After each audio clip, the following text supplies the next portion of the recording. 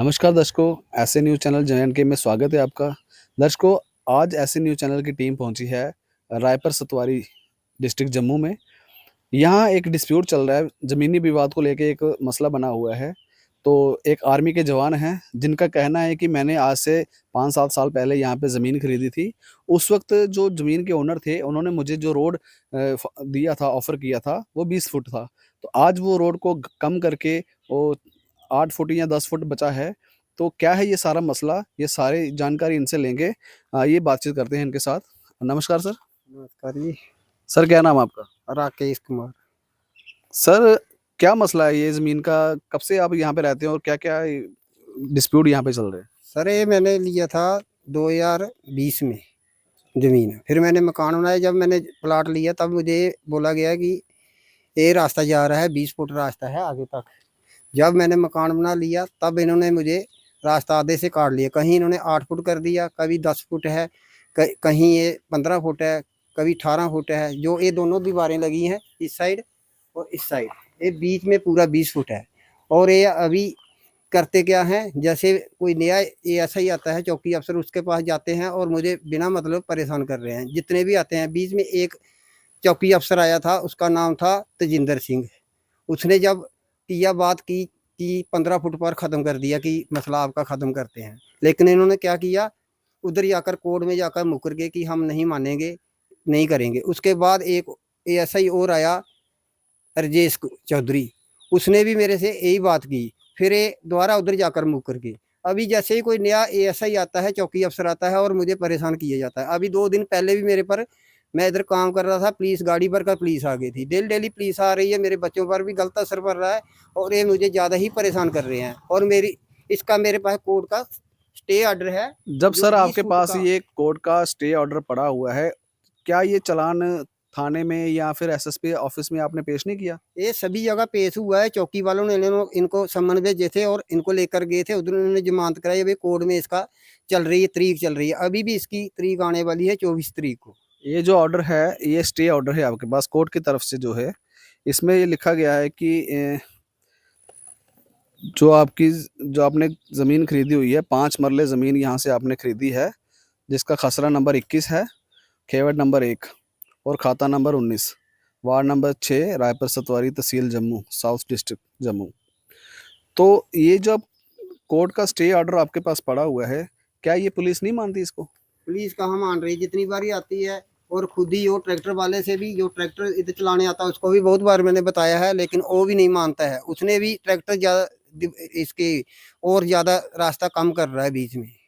तो ये जो ऑर्डर आपके पास है, क्या ये थाने में लेके गए आप? हाँ, ये थाने में 2-3 बार दिखाया है।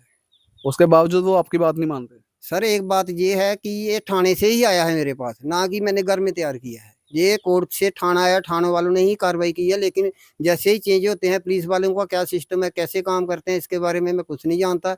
हम जाते हैं, हमारी सुनाई नहीं होती, लेकिन दूसरी पार्टी जा रही, उनके पर मेरे पर दबाव बनाते हैं जी। तो जो मकान के ओनर हैं, ये ज़मीन के ओनर हैं, वो कहाँ रहते हैं? ऑनर ए वाला सामने वाला घर उनका है ये। और दूसरे जो तंग करते हैं आपको, वो कौन है? वो थोड़ा आगे है उनका घर। तो जो ओनर हैं, ये आपको तंग करते हैं या फिर कौन तंग करता है आपको? दोनों ही तंग कर रहे हैं। रास्ता तो ये दोनों की वजह से नहीं मिल रहा मुझे। तो उनका आपस में कोई विवाद चल रहा है या क्या है? वो तो मुझे पता नहीं है, लेकिन ये दोनों आपस में नहीं दे रहे हैं। पहले जब मैंने ज़मीन खरीदी, अभी 10 लाख रुपए मैंने खर्चा किया है।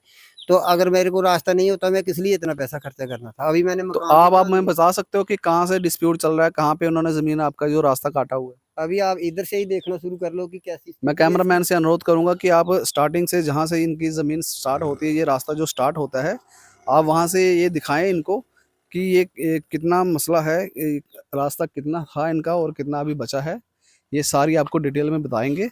और बड़ी विडंबना की बात है कि जो कोर्ट का ऑर्डर है, वो बाय कानून के आता है। वो पहले एसएसपी दफ्तर जाता है, उसके बाद थाने में उसको रिलीज़ किया जाता है। उसके बाद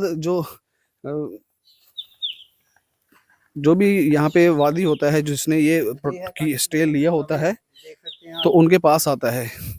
कोर्ट को ऑर्डर को नहीं मान रहे हैं, इसकी क्या वजह है? मैं एडमिनिस्ट्रेशन से तक ये बात पहुँचाना चाहता हूँ और ये जानना चाहता हूँ कि कोर्ट में कोर्ट का जो ऑर्डर है उसको लॉ एंड ऑर्डर में क्यों नहीं लिया जा रहा है? आखिर क्या ऐसी बात है कि जो कोर्ट का ऑर्डर है वो इस संज्ञान में नहीं लिया जा रहा है? मैं कैमरामैन से अनुरोध करूंगा कि एक बार यहाँ पीछे की तरफ दिखाया जाए जहाँ से ये कट लिया गया है। इनका कहना है कि ये जो कट है, ये जो रास्ता है यहाँ पे 20 फुट का ही था, बट आज यहाँ से कट मारा हुआ है इन्होंने, जिसकी वजह से ये जो ज़मीन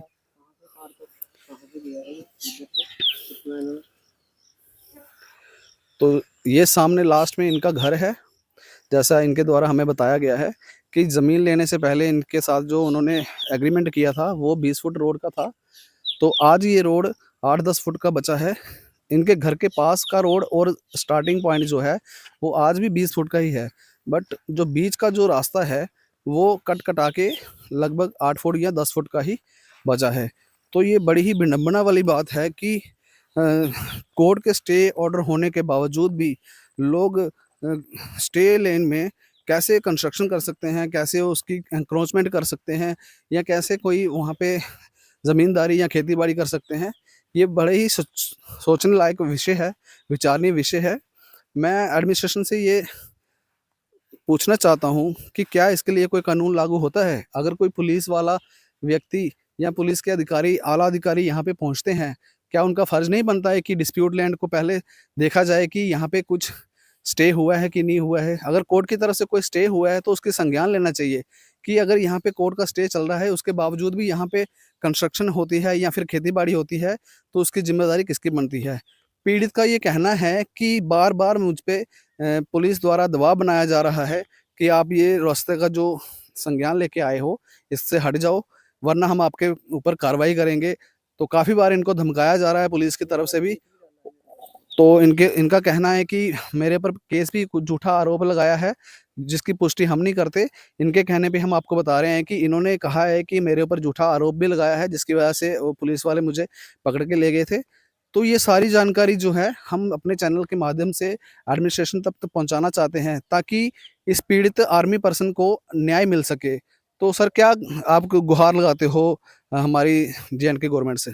मैं तो सर यही गुहार लगाता हूँ कि जो एक बार हमारे को रास्ता दिया उसी को मिलना चाहिए, बाकी तो हमारे कुछ नहीं। गवर्नमेंट भी हमारे को ही तंग कर रही है। एक मैं एक्स-मैन हूँ, फौजी हूँ, लेकिन फिर भी जो पुलिस वाले आते हैं बदतमीज़ी से बात भी करते हैं, और मैं पूरा कोड कानून को फ़ॉलो करता हूँ, पूरा कोर्ट का ऑर्डर मानते हैं हम। लेकिन फिर भी हमारे को ही पुलिस वाले, क्योंकि हमारे को उनके साथ कैसे डील करते हैं ये भी नहीं आता होगा, इसलिए ये हमारे को परेशान कर रहे हैं। मैं आईजी जम्मू से भी ये रिक्वेस्ट करूँगा कि सर आप एक बार इस डिस्प्यूट को संज्ञान में लें, इसकी जाँच पड़ताल करें कि यहाँ पे मसला क्या है। अगर ये जो आर्मी पर्सन यहाँ पे कह रहे हैं कि 20 फुट का रोड है, अगर ये 20 फुट का रोड यहाँ पे सैंक्शन हुआ है, तो उसके बावजूद भी जो लैंड ओनर है वो यहाँ पे एन्क्रोचमेंट क्यों कर रहे हैं? इसकी थोड़ी आप संज्ञान में लें और बनती जो कार्रवाई है वो की जाए। तो हम यही चाहते हैं कि ये डिस्प्यूट जल्दी से जल्दी ख़त्म हो जाए, क्योंकि हमें अपने आला अधिकारियों पे पूरा विश्वास है कि हमारी जो पुलिस डिपार्टमेंट है या फिर पुलिस डिपार्टमेंट के जो बेहतर ऑफ़िसर्स हैं, वो पूरा इसका ध्यान रखेंगे और जल्द से जल्द इस मसले पर ध्यान देंगे। तो आगे लग के चलते हैं आपको जहाँ पे ये इनका घर कंस्ट्रक्शन हुई है, वहाँ पे ये रोड कितना बचा है और क्या काम यहाँ पे चल रहा है। जैसा कि इन्होंने हमें बताया कि ये एक आर्मी पर्सन रिटायर हैं, इसकी नेम प्लेट भी यहाँ पे लगाई गई है। रेजिमेंट जो है इनकी, और राकेश कुमार लाइड जे.के, उसके बाद 8 जेकलाई साइचेन के ये सिपाही थे। तो देश के लिए इन्होंने काफ़ी अपना टाइम दिया है। एक सिपाही के साथ अगर ये ऐसा हो रहा है, तो आम पब्लिक क्या करेगी? आम पब्लिक किसका दरवाज़ा खटखटाएगी?